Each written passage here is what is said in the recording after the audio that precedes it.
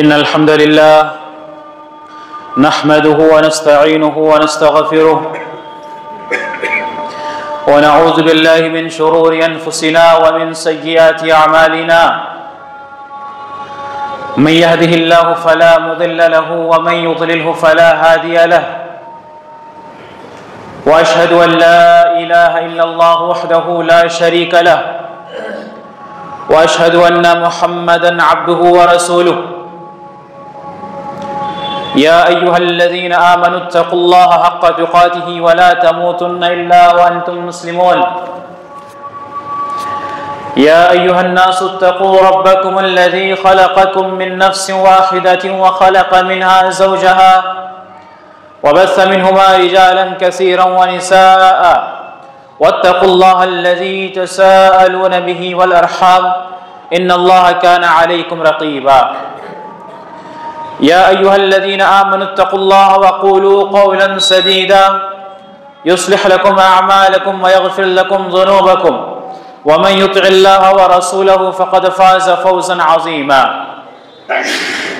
अम्मा बअद फ़इन्न ख़ैरल हदीस किताबुल्लाह व ख़ैरल हदी हदी मुहम्मदिन सल्लल्लाहु अलैहि वसल्लम व शर्रल उमूरि मुहदसातुहा व कुल्लु मुहदसतिन बिदअह व कुल्लु बिदअतिन ज़लालह व कुल्लु ज़लालतिन फ़िन्नार अऊज़ु बिल्लाहि मिनश शैतानिर रजीम बिस्मिल्लाहिर रहमानिर रहीम क़ाफ़ वल क़ुरानिल मजीद बल अजिबू अन जाअहुम मुन्ज़िरुम मिनहुम फ़क़ालल काफ़िरून हाज़ा शैउन अजीब अइज़ा मितना व कुन्ना तुराबन ज़ालिका रज्उन बईद क़द अलिमना मा तनक़ुसुल अर्ज़ु मिनहुम व इंदना किताबुन हफ़ीज़ बल कज़्ज़बू बिलहक़्क़ि लम्मा जाअहुम फ़हुम फ़ी अम्रिन मरीज अफ़लम यंज़ुरू इलस समाइ फ़ौक़हुम कैफ़ बनैनाहा व ज़य्यन्नाहा व मा लहा मिन फ़ुरूज वल अर्ज़ मददनाहा व अलक़ैना फ़ीहा रवासिय व अंबतना फ़ीहा मिन कुल्लि ज़ौजिन बहीज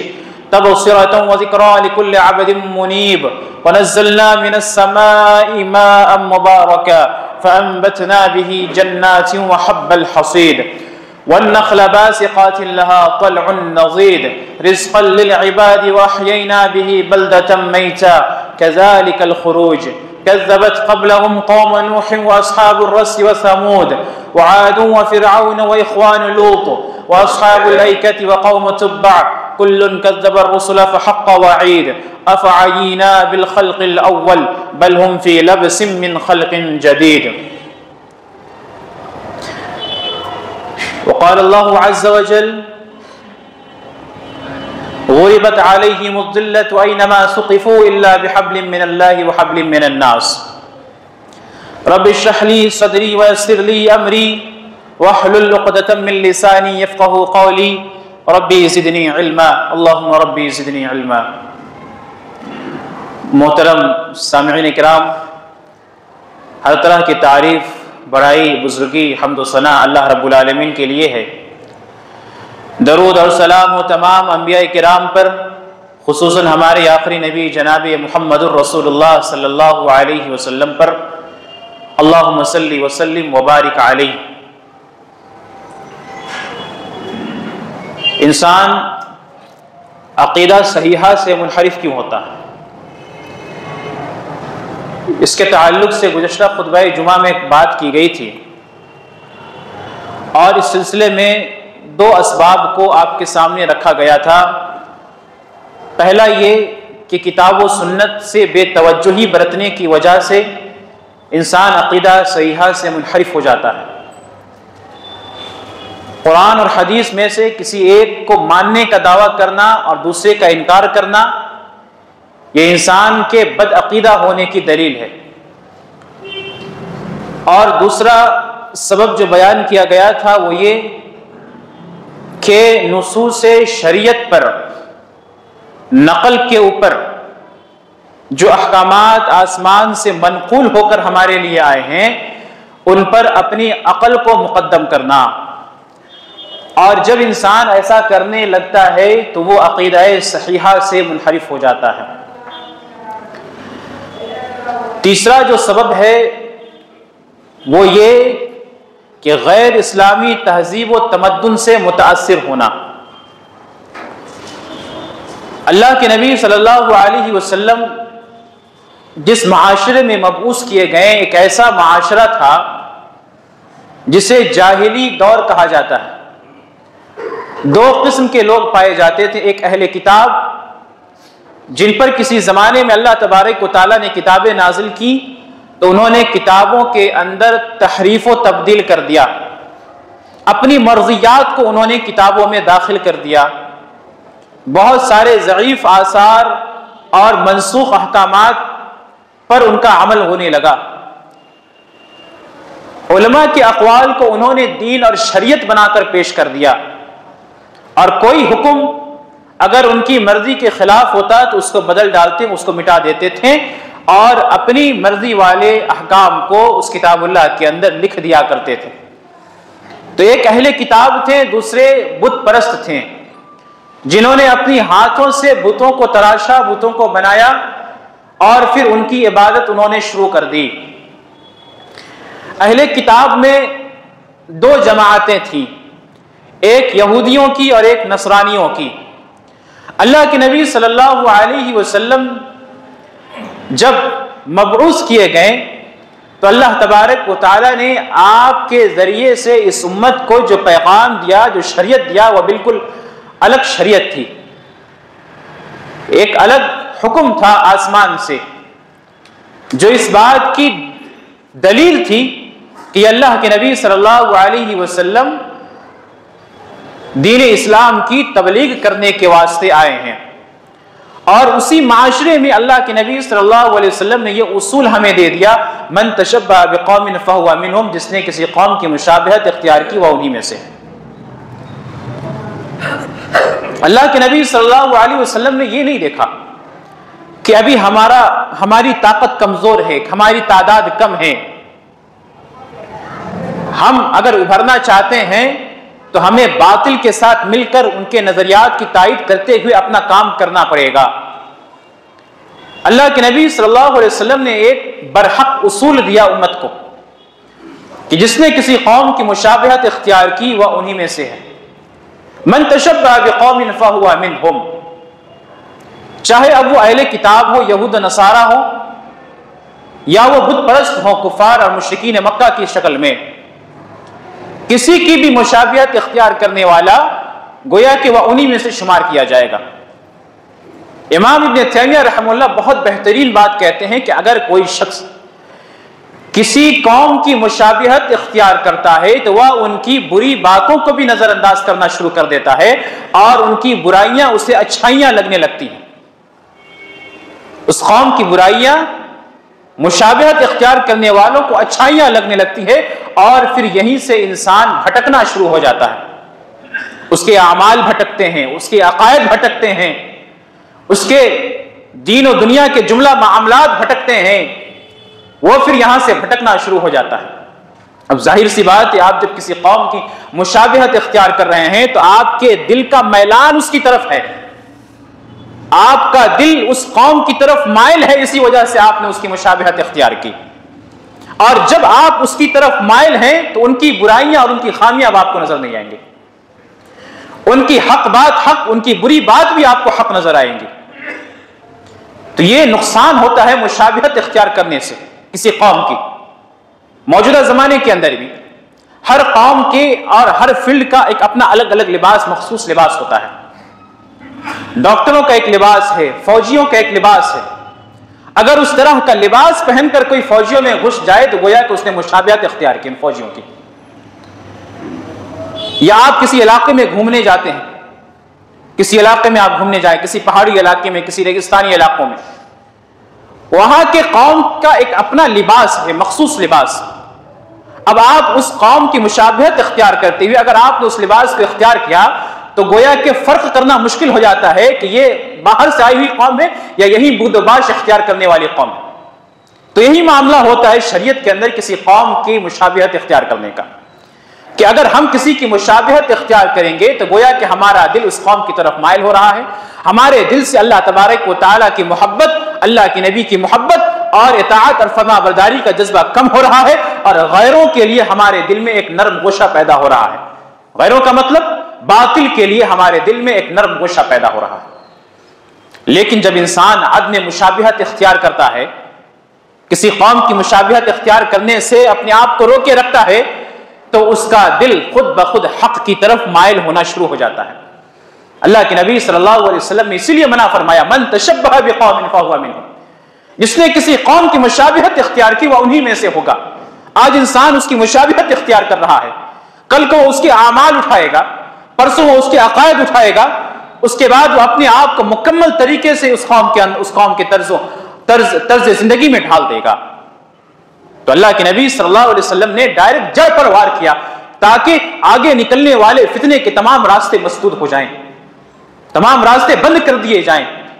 और अहले किताब, चाहे वो यहूद और नसारा हो, जिनको अल्लाह तबारक व तआला ने किसी जमाने में किताबें अता फरमाई थी, अल्लाह के नबी ने उन पर भी इशारा करते हुए कहा कि जिसने किसी कौम की मुशाबिहत इख्तियार की वो उन्हीं में से। हालांकि उनके पास किताबुल्लाह थी, अल्लाह की किताबें थी, वो जिस शरीयत को मानने वाले थे वो शरीयत आसमानों से नाजिल हुई शरीयत थी अपने जमाने में, किसी जमाने में, लेकिन उन्होंने तहरीफ कर दिया, उन्होंने बदल दिया। अल्लाह के नबी ने उनकी मुशाबिहत भी इख्तियार करने से मना फरमाया।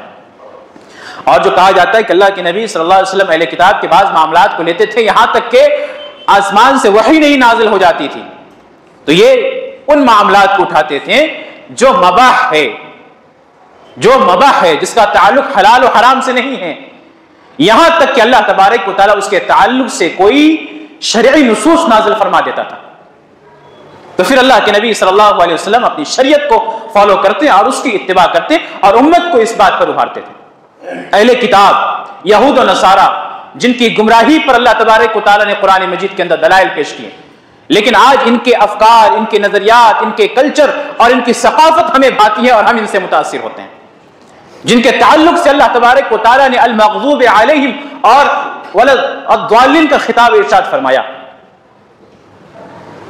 अल्लाह तबारक व तआला ने यहूदियों को मग़ज़ूब अलैहिम कहा कि जिन पर अल्लाह तबारक व तआला का गज़ब नाजिल हुआ, और एक जगह अल्लाह ने इरशाद फरमाया ग़ज़िबल्लाहु अलैहि व लअनहु, कि अल्लाह तबारक व तआला की गज़ब इन यहूदियों पर नाजिल हुई और अल्लाह की लानत इन पर नाजिल हुई।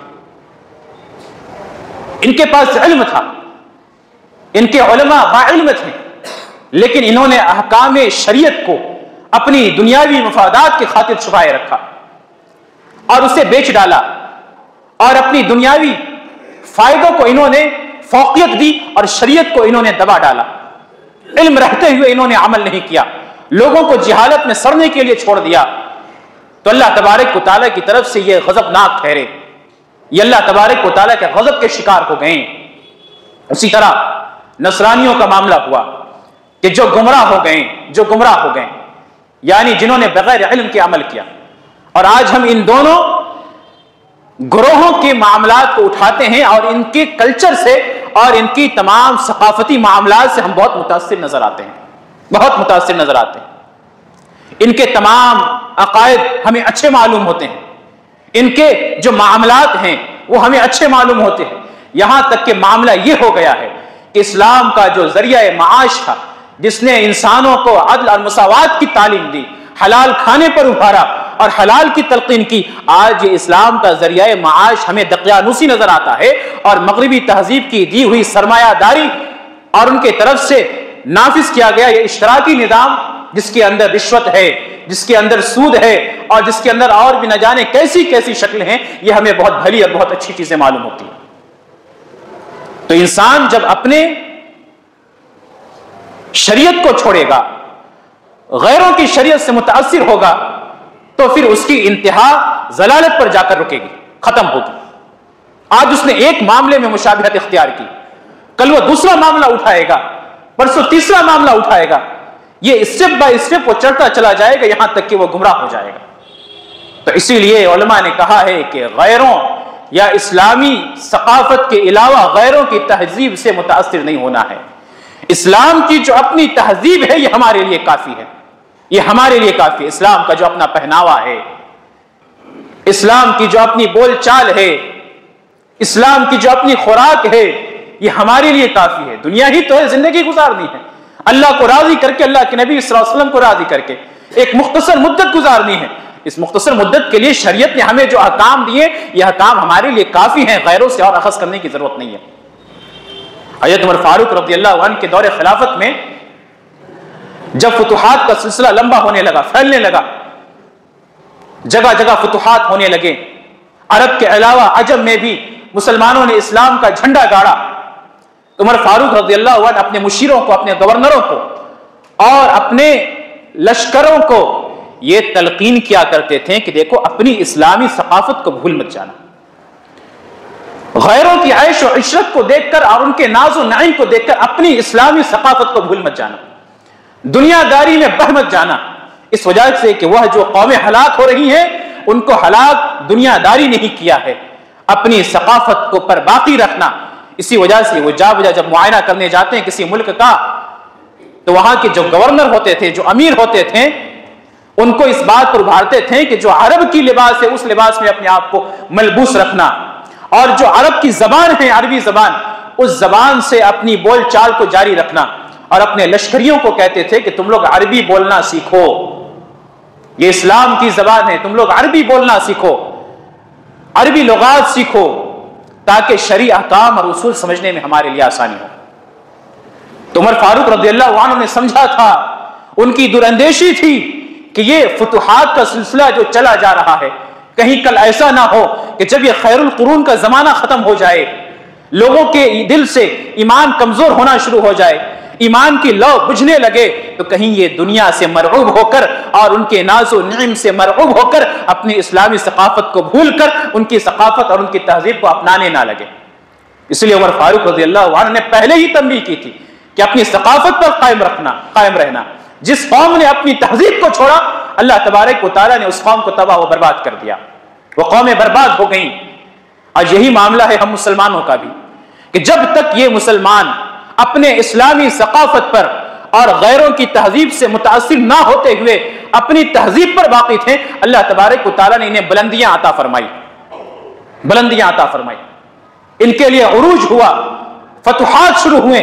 लेकिन जैसे ही इन्होंने अपनी सकाफत छोड़ी, गैरों की सकाफत इन्होंने इख्तियार किया, जैसे जैसे खैरुल कुरून का जमाना खत्म होता गया, लोगों के दिलों में ईमान की लौ बुझने लगी, ईमान का दर्जा कम होने लगा, फुतुहात का सिलसिला चलना शुरू हुआ और अरब के अलावा अजम के ममालिक भी फतह होने शुरू हो गए। तो जाहिर सी बात है, जब हम दूसरी कौम में जाएंगे तो उनकी तर्ज माश देखेंगे, उनकी जिंदगी देखेंगे, उनके बैठने और उठने के तरीके देखेंगे, तो लोगों ने यहां से दूसरों की मुशाबियत इख्तियार करनी शुरू की और इस तरीके से मुसलमानों के अंदर गैरों की तहजीब से मुतासिर होने वाला कीड़ा पैदा हो गया। तो जहां यह मामला शुरू हुआ, हमारे अकायद बिगड़ने लगे, हमारे मामलात बिगड़ने लगे, हमारी तमाम चीजें बिगड़ने लगी, और ऐसे ही हमारे जवाल का वक्त शुरू आया। आप देखें 100 साल तक, अल्लाह के नबी सल्लल्लाहु अलैहि वसल्लम की वफात के 100 साल तक, यूं कह लीजिए खिलाफत बनु उमैया तक या खिलाफत बनु अब्बासिया के शुरू के अदवार तक इस्लामी हुकूमत फैल रही थी। लेकिन जैसे जैसे मदनी और अल्लाह के नबी सल्लल्लाहु अलैहि वसल्लम की वफात के दिन से जमाना दूर होता जा रहा था, ये खिलाफत इस्लामिया की हुकूमत जो फैलती जा रही थी, ये सिकुड़ना शुरू हो गई, ये सिकुड़ना शुरू हो गई, मुसलमानों के ऊपर जवाल आना शुरू हो गया। पहले जिन रूमियों को आंखें उठाने की ताकत नहीं रहती थी, बाद के अदवार ने इन रूमियों ने दोबारा फिलिस्तीन के ऊपर कब्जा कर लिया। यह सिर्फ और सिर्फ एक नतीजा निकलता है इसका कि अल्लाह तबारक व तआला की तरफ से हमारे लिए जवाल आना शुरू हो गया था। तो जब तक मुसलमानों ने अपनी सकाफत पर अपने आप को बाकी रखा, अल्लाह तबारक व तआला ने उनके लिए तरक्कियां और उनके लिए बुलंदियां अता फरमाई। तो ये एक सबब है अकीदा सहीहा से मुनहरिफ होने का, कि गैरों की तहजीब से मुतासिर होना। आज गैर अक़वाम ने अपनी औरतों को, अपनी बेटियों को बगैर पर्दे के बाजारों में उतारा और उनके लिए बाजारों में निकलना रवा रखा। आज हम फैशन के नाम पर अपनी मस्तूरात को उनके नक्शे कदम पर चलने की दावत देते हैं। हमारे दिल में एक गोशा पैदा होता है कि वो इतनी तरक्की याफ्ता कौम है, जिन्होंने दुनियावी मामलात में इतनी तरक्कियां की हैं, जब वो ऐसी ऐसी कर रही हैं तो हम भी ऐसा करेंगे तो हम तरक्की पाएंगे। तो अगर हम गैरों की तहजीब से जब मुतासिर होना हमने अपने आप को शुरू किया, हम दीन इस्लाम के सही तालीमात से हम भटकते गए। यहां तक कि बेशुमार ऐसी चीजें हैं जो हमने गैरों से ली हैं, जिसकी तालीम शरीयत हमें नहीं देती। मिसाल के तौर पर वहदतुल वजूद का अकीदा कि अल्लाह तबारक व तआला हर जगह हाजिर और नाजिर है, ये तालीम शरीयत ने हमें नहीं दी है। शरीयत की तालीम दूसरी है। शरीयत की तालीम यह है कि रहमान अर्श पर मुस्तवी है, लेकिन गैरों से हमने इस अकीदे को लिया कि अल्लाह तबारक व तआला हर जगह हाजिर और नाजिर है। शफाअत का अकीदा कि हम मा नअबुदुहुम इल्ला लियुक़र्रिबूना इलल्लाहि ज़ुल्फ़ा, हम इनकी इबादत इसलिए करते हैं कि ये हमें अल्लाह तबारक व तआला के नजदीक कर दें, अल्लाह तबारक व तआला के यहां करीब कर दें। गैरों के यहां क्या है? कन्फेशन है, यानी उनके जो पादरी होते हैं, उनके जो राहिब होते हैं, उनके सामने बैठकर अपने गुनाहों का इकरार किया जाता है और वो हमारे उन गुनाहों की बख्शिश करवाते हैं अल्लाह तबारक व तआला से। ये उनका अकीदा है और इसी से मिलता जुलता अकीदा हमने अपने इस इस्लाम के अंदर नाफिज कर दिया कि हमने हर ऐरू गैरू को शफाअत के असली मफहूम को जाने बिना शफाअत का हक दे दिया कि ये फला कल हमारे लिए सिफारिश करेगा, ये फला कल हमारे लिए सिफारिश करेगा, हमें जन्नत दिलाएगा, हमें जहन्नम से बचाएगा।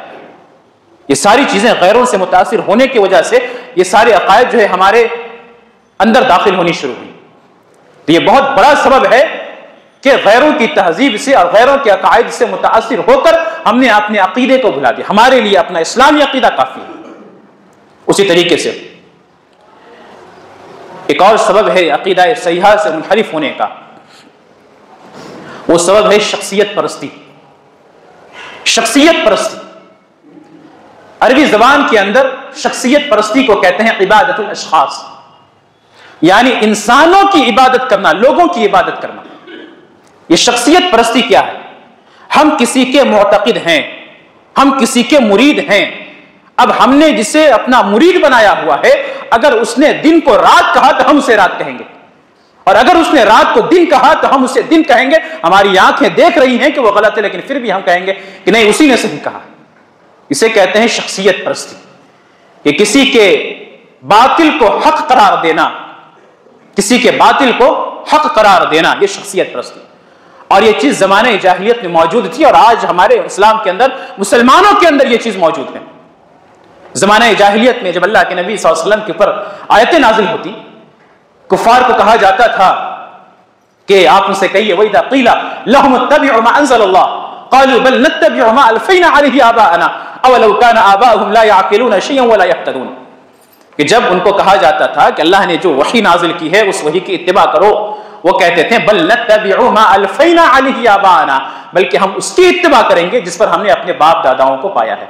यह है शख्सियत परस्ती कि हक क्या है हमें उससे कोई मतलब नहीं है, सही रास्ता क्या है हमें उससे कोई मतलब नहीं है। हमने अपने बाप दादाओं को जिस रास्ते पर चलते हुए पाया, या हमने अपने बड़ों को जिस रास्ते पर चलते हुए पाया, हम उसी रास्ते की पैरवी करेंगे, इत्तिबा करेंगे। यह शख्सियत परस्ती। ऐसी इत्तिबा सिर्फ अल्लाह की होती है और अल्लाह के नबी सल्लल्लाहु अलैहि वसल्लम की होती है। इमाम इब्न तैमिय्या रहमतुल्लाह कहते हैं मन तअस्सब लिशख्सिन व हुवा अफज़ल मिन, कि जिसने किसी ऐसे शख्स के लिए तअस्सुब इख्तियार किया, उसके हर जायज नाजायज को उसने माना सही करार दिया, तो गोया कि उसने जिहालत का लिबादा अपने ऊपर तारी कर लिया है, उसने जिहालत का लिबादा अपने ऊपर तारी कर लिया है। तो ऐसी इत्तिबा सिर्फ अल्लाह की और अल्लाह के नबी सल्लल्लाहु अलैहि वसल्लम की होती है, और तीसरी कोई जात नहीं जिसकी इत्तिबा हम आंख बंद करके कर सके कि उसने जो कहा वही सच है, उसने जिसे हलाल करार दिया वो हलाल है, उसने जिसे हराम करार दिया वो हराम है। अल्लाह तबारक व तआला ने इससे डराया, कहा इत्तखज़ू अहबारहुम व रुहबानहुम अरबाबा मिन दुनिल्लाह। इन अहले किताब ने अपने राहिबों को, अपने पादरियों को अल्लाह के अलावा माबूद बना रखा है। अदी इब्न हातिम रज़ियल्लाहु अन्हु कहते हैं कि अल्लाह के नबी सल्लल्लाहु अलैहि वसल्लम मा नअबुदु इय्याहुम, हम उनकी इबादत तो नहीं करते थे। अल्लाह के नबी सल्लल्लाहु अलैहि वसल्लम ने कहा अलैसा युहिल्लूनहु मा हर्रमल्लाह फतुहिल्लूनहु, क्या ऐसा नहीं कि वह उन चीजों को जिसे अल्लाह ने हराम करार दिया हलाल कर देते थे और तुम भी उसे हलाल करार देते थे। अदी इब्न हातिम ने कहा कि हाँ, अल्लाह के नबी सल्लल्लाहु अलैहि वसल्लम ऐसा तो है। अल्लाह के नबी ने फिर एक दूसरी मिसाल दी कि ऐसा नहीं है कि अल्लाह तबारक व तआला ने जिसे हलाल करार दिया, तुम्हारे आलिम अगर उसे हराम करार दे देते थे तो तुम भी उसे हराम तस्वुर करते थे। अदी इब्न हातिम रज़ियल्लाहु अन्हु ने कहा कि अल्लाह के नबी सल्लल्लाहु अलैहि वसल्लम हाँ ऐसा है। तो यही उनकी इबादत है, यही शख्सियत परस्ती है कि किसी शख्स की ऐसी अंधी इत्तिबा करना कि शरीयत के अहकामात को हम बालाए ताक रख दें, अपने पसे पुश्त डाल दें, ये शख्सियत परस्ती है जिसके बिना पर आज हम अकायदे सहीहा से मुनहरिफ होते हुए नजर आते हैं। इमाम मालिक इब्न अनस रहमहुल्लाह कहते हैं, कुल्लु युखज़ मिन क़ौलिही व युतरक इल्ला साहिब हादिल क़ब्र, कि इस दुनिया के अंदर कोई ऐसी जात नहीं है जिसके तमाम बातों को ली जा सकती है सिवाय इस कब्र वाले के।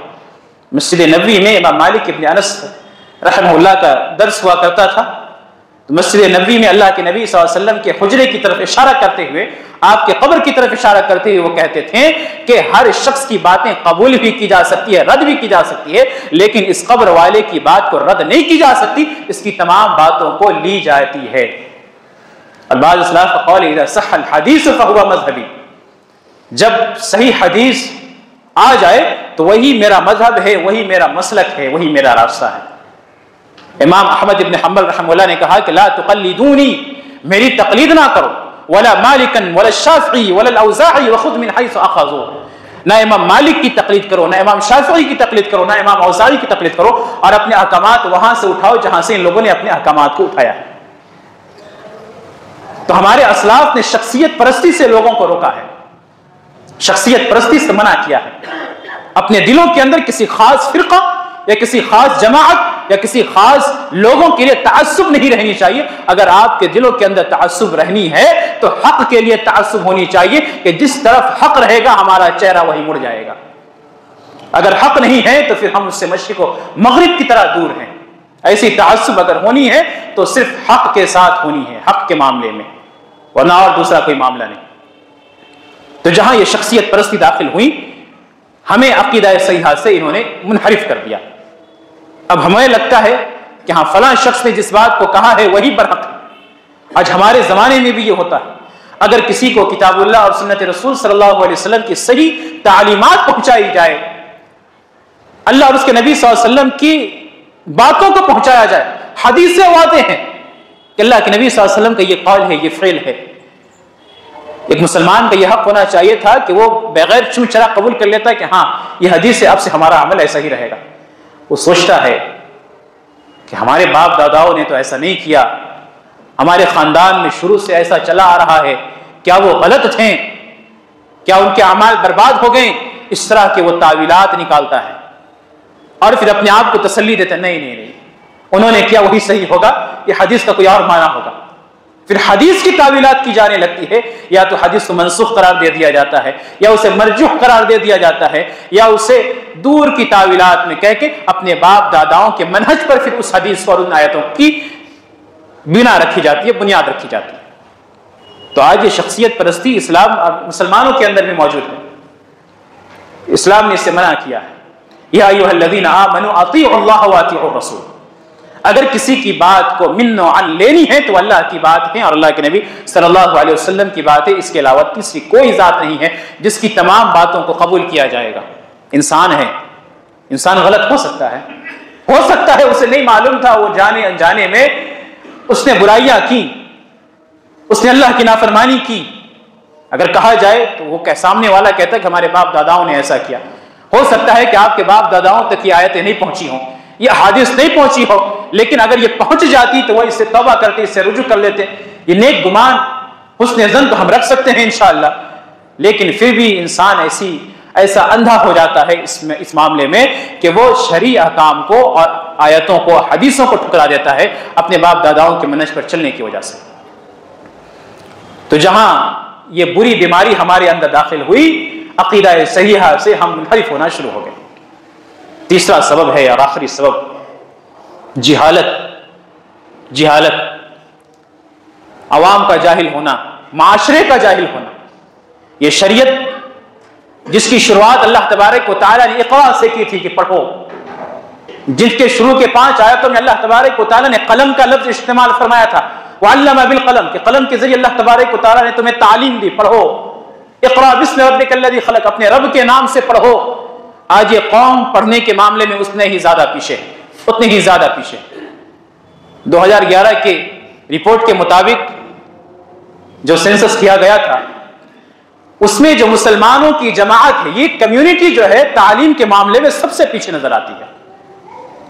10वीं तक 42.72% लोग आते हैं पढ़ने के लिए, और उसके बाद ये शरह जो है काफी हद तक घट जाती है, तकरीबन 6% तक रह जाती है। और जो आला तालीम हासिल करते हैं उनकी शरह तो 2% से भी कम है मुसलमानों के अंदर, जो दीगर कम्युनिटी के मुकाबले में बहुत ज्यादा कम है। तो आज ये हालत है मुसलमानों की कि जिसकी तालीम अल्लाह तबारक व तआला ने शुरू की इक़रा से पढ़ो, आज उसका मामला यह है कि वो इक़रा से इतने ज्यादा दूर है।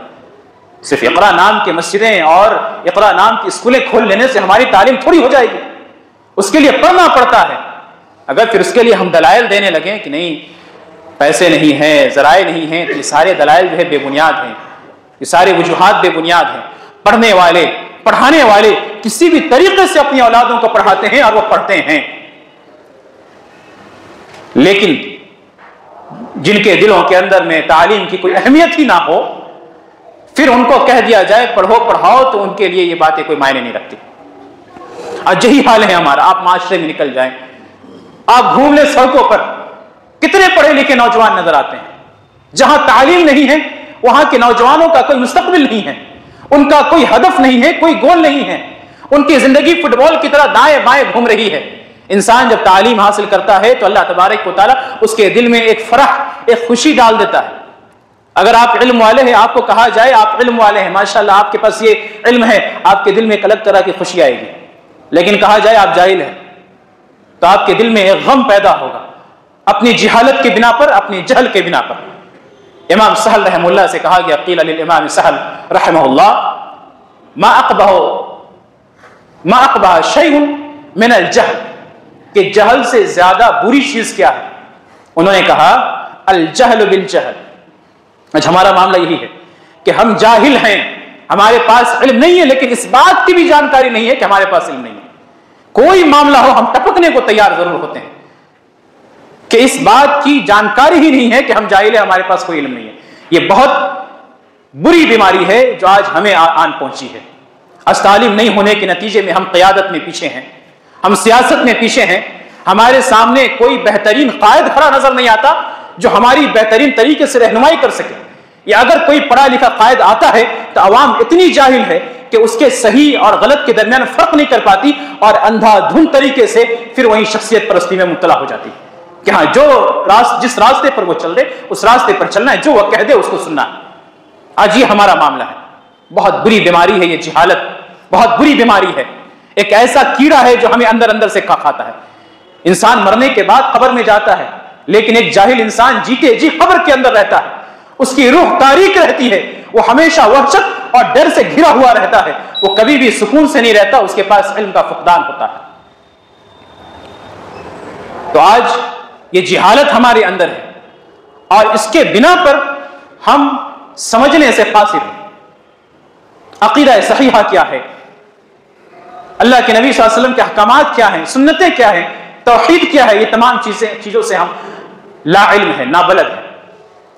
जब कब्र में आप उतारे जाएंगे तो फरिश्ते 3 सवाल करेंगे, मन रब्बुक मा दीनुक, कि तुम्हारा रब कौन है, तुम्हारा दीन क्या है, मा तक़ूलु बिहाज़ा रजुल, इस आदमी के बारे में तुम क्या कहते हो। तो वहां पे अगर इंसान ने इल्म हासिल किया होगा दुनिया के अंदर, शरई इल्म, और इल्म हासिल करने के बाद अगर वो साबित कदम रहा होगा, तब वो जवाब दे पाएगा अपने इन सवालों का वो जवाब दे पाएगा, वरना वो जवाब नहीं दे पाएगा। और इसी का नतीजा है कि कोई कहने वाला कह देता है कि शरीयत के अंदर यह अहकाम है। उसकी बड़ी मिसालें आप ले लीजिएगा कि बहुत सारे ऐसे लोग आते हैं, सवाल करते हैं कि यूट्यूब पे हमने देखा कि ये वजीफा पढ़ने से औलादें हो जाती हैं, ये वजीफा पढ़ने से खजानों की बारिशें होने लगती हैं, ये वजीफा करने से हर तरह की परेशानी खत्म हो जाती है, और हमने ये वजीफा किया। सिर्फ ये नहीं कि हमने देखा, हमने ये वजीफा किया। क्यों कर लिया आपने? ये सिर्फ और सिर्फ जहल के बिना पर कि हमें जानकारी नहीं थी कि ये तमाम शरई उमूर है, ये शरई उमूर कि अल्लाह तबारक व तआला ने बयान फरमाया या अल्लाह के नबी सल्लल्लाहु अलैहि वसल्लम ने बयान फरमाया। ये जानकारी ना होने की वजह से हम अक़ायद सहीहा से मुनहरिफ होते हैं। तो हमें चाहिए कि हम कम से कम इल्म हासिल करें, जरूर करें। अगर हमारी उम्र निकल गई है इल्म हासिल करने की, तो हम अपनी आल औलाद को इल्म के मैदान में दाखिल करें, हम उन्हें पढ़ाएं। जो कौमें पढ़ती हैं वो किसी के गुलाम नहीं बनती, लेकिन जो कौमें जाहिल रहती है वो हमेशा गुलामी की जिंदगी गुजारती हैं और वो अपने मामलात में दूसरों के ऊपर इन्हिसार करती है, मुनहसिर रहती है, उनका अपने का कोई फैसला नहीं होता। तो तालीम इंतहाई ज़रूरी है अपनी दुनिया भी संवारने के लिए और अपनी आखिरत भी संवारने के लिए, अपने अकीदे, अपने मामलात, अपनी इबादत, तमाम चीज़ों को दुरुस्त करने के लिए। अल्लाह से दुआ है अल्लाह तबारक व तआला हमारे अकीदे को दुरुस्त फरमाए। इलाहुल आलमीन हमें सिरात मुस्तकीम पर क़ाइम रख। इलाहुल आलमीन हमें तौहीद को समझने, तौहीद पर ज़िंदगी गुजारने की तौफीक अता फरमा और जब हमारा खात्मा हो तो अकीदा तौहीद पर हो, तेरी नबी सल्लल्लाहु अलैहि वसल्लम की सुन्नतों के बारे में जानकारी हासिल करने की तौफीक अता फरमा, उस पर अमल करने की तौफीक अता फरमा। आमीन व आखिरु दावाना अनिल हम्दुलिल्लाहि रब्बिल आलमीन व मा अलैना इल्लल बलागुल मुबीन।